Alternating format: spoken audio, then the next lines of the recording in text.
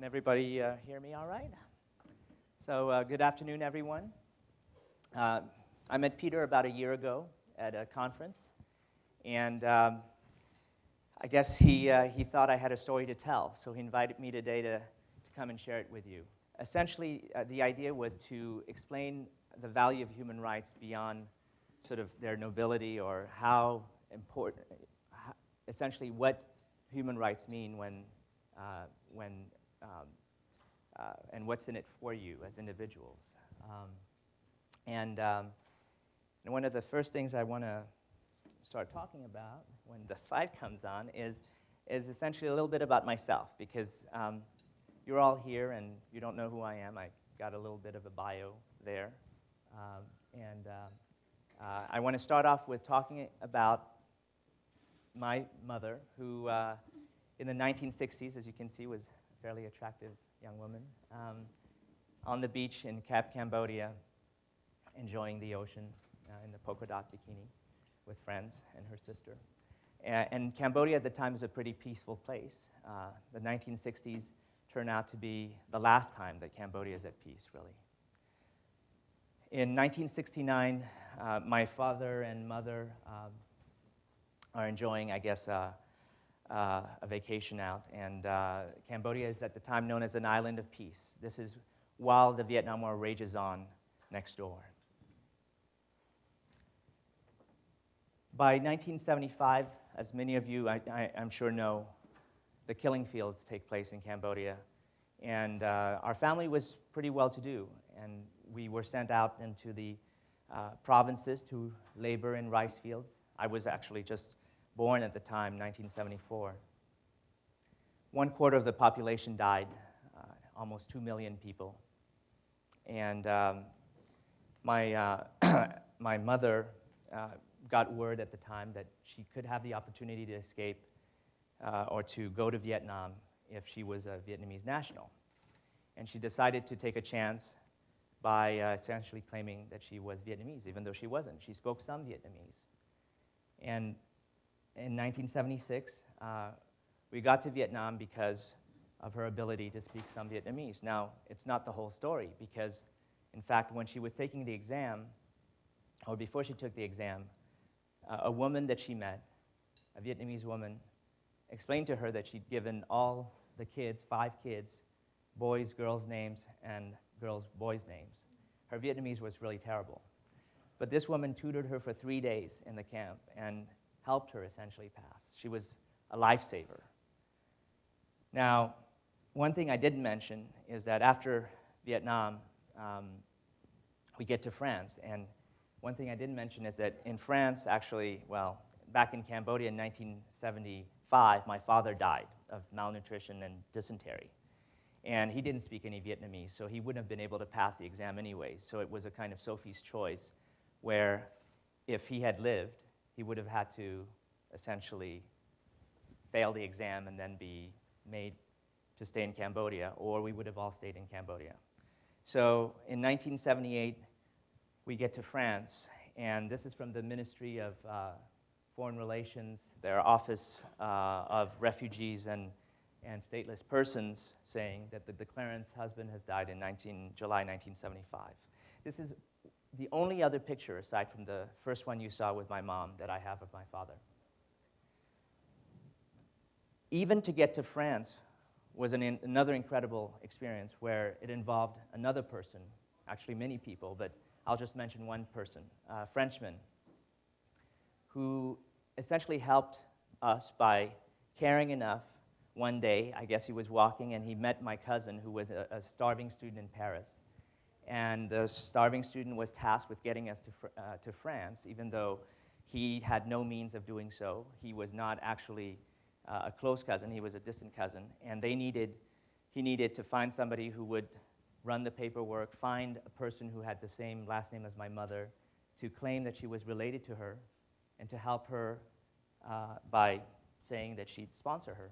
This Frenchman found a random woman with the same last name as my mother, Lim, and got her to sign papers and mail them in, and they got lost in the mail, and he still somehow managed to get it done, probably by forging her signature, but he got it done. And in that sense, we owe, my family owes its life really to strangers, people who decided to help. This Frenchman probably was somebody walking the streets. In fact, that's what my mother told me. So the bottom line, the first point I want to make here is that really, without human rights defenders or lifesavers, I wouldn't be here today. So this is really personal for me. But what about for you? I mean, I don't think most people in this room have gone through the same experience, so I want to bring it home a bit. And the first thing I want to talk about is essentially the idea of natural rights, which you may not all be familiar with, but I'm sure you're familiar with the ideas listed here. Life, liberty, and the pursuit of happiness. All men are created equal. These are ideas for rights that are essentially based on things that no government gives people necessarily. It's actually, you're born with them. They're natural to you, and they're enshrined in the Declaration of Independence in the Constitution. And another idea I want to bring to the fore is essentially the quip, the adage by Tip O'Neill, that all politics is local. And I'm going to mean that very seriously because I didn't even realize I had it mapped out that essentially we were going to be near City Hall. But it turns out in this picture here that in 1963 there was a protest right over there, as you can have a wonderful view of City Hall behind us. I didn't bring any props, but this is going to be my prop. And as you can see, it's right in the background. So why were these people protesting? Well, we know the history. Segregation, police brutality were the causes. And it doesn't take but 2 years later, really, to have the next thing to happen in Los Angeles, which is the Watts riots in 1965. Now, these covers of Newsweek, Life, Los Angeles Times describe what happened. Most of you, those who are old enough, will remember it. But it was certainly a period, and I wasn't even born then, but it was certainly a period, I think, that highlighted the injustices and the fact that when you don't remedy civil rights, you can have problems, essentially no peace. And the lesson is not that old, really. I mean, the next time you see this is 1991 with the beating of Rodney King and the verdict of not guilty that leads to the LA riots. And this is a scene from Florence and Normandy, which is 7 miles from here. So it's really all here in a radius of about 8 miles that you can see essentially human rights and civil rights coming into the fore. Are human rights really all that different? I mean, we talk about human rights as if they're something foreign. But in fact, human rights, as explained in the Universal Declaration of Human Rights, is really all the same thing. It's all human beings are born free and equal in dignity and rights. They are endowed with reason and conscience and should act towards one another in the spirit of brotherhood. This is essentially Jefferson's all men are created equal, except longer, less eloquently, as you can see. But it's the message. It's a basic message about natural rights becoming civil rights, becoming human rights. And here you have a scene of human rights versus civil rights. There's a strange parallelism. I didn't intend it, but it looks as if the use of dogs is common in all these pictures. And you see that human rights really are basic. I mean, when we talk about civil rights in the 1960s, we're really talking about human rights, aren't we? So if all politics is local and we live in a globalized world, what does this mean? What's the difference? Here are some covers from Time magazine. 1992, Can We All Get Along? Rodney King. The Berlin Wall. Bosnia. Genocide. We've talked about genocide several times already today. Well, I would argue that the answer to this question is essentially that there isn't really a difference. If you consider yourself a citizen of the world, and we do live in this globalized world, then the local becomes the global, civil rights become human rights. And what happens in Darfur does have an impact on us, even if it feels like it's distant or whatnot.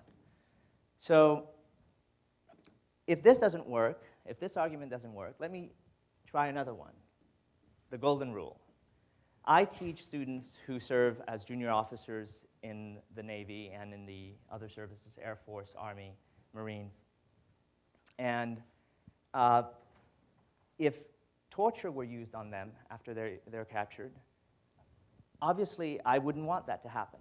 So if nothing else, think of the golden rule. If do unto others as you would have them do unto you. And if you limit your actions to a certain maximum, then certainly I think it will guarantee certain limits on what can be done, or it'll at least set a precedent.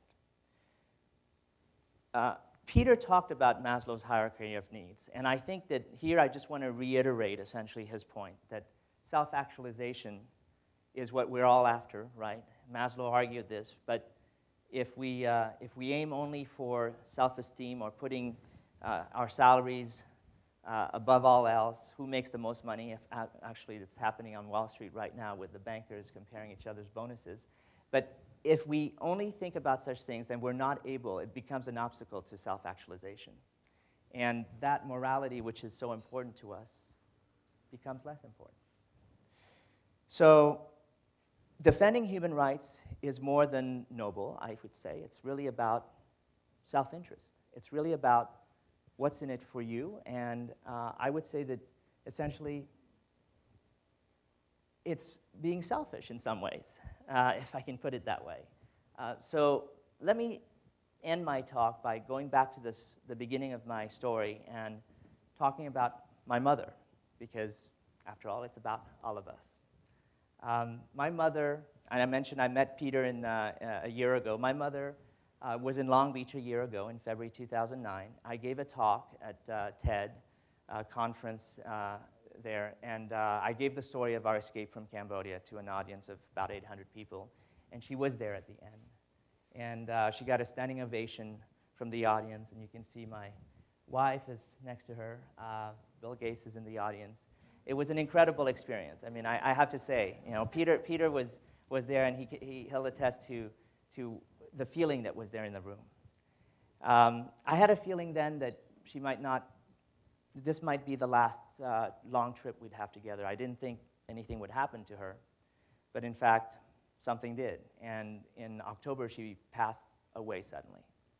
So for me, it's been an especially tough year, but I still think of her as a lifesaver, and I still think of what she did and the people who helped her along the way to get my four siblings and I out of Cambodia, and to essentially save our lives. The Talmud says that when you save a life, you save the world. There's a Chinese proverb that's pretty similar. When you save a life, you're responsible for that life. And at the funeral for her, I wrote a eulogy that was a letter to the grandkids. She has 14 grandkids. And I explained to them essentially what she did to save their lives, to make sure that they came into this world. Now, and I end that letter, essentially, that eulogy with, Grandma was responsible for your lives in the original sense of the word. So let me end on a happy note with essentially a picture of my son and myself. 1976, she saves me. 2009, my son peering out on the scale, and there I'd love for him really to become like everyone else I've described in my talk, a lifesaver. And I know that everyone in this room is able to be a lifesaver as well, a human rights defender for humanity. Thank you.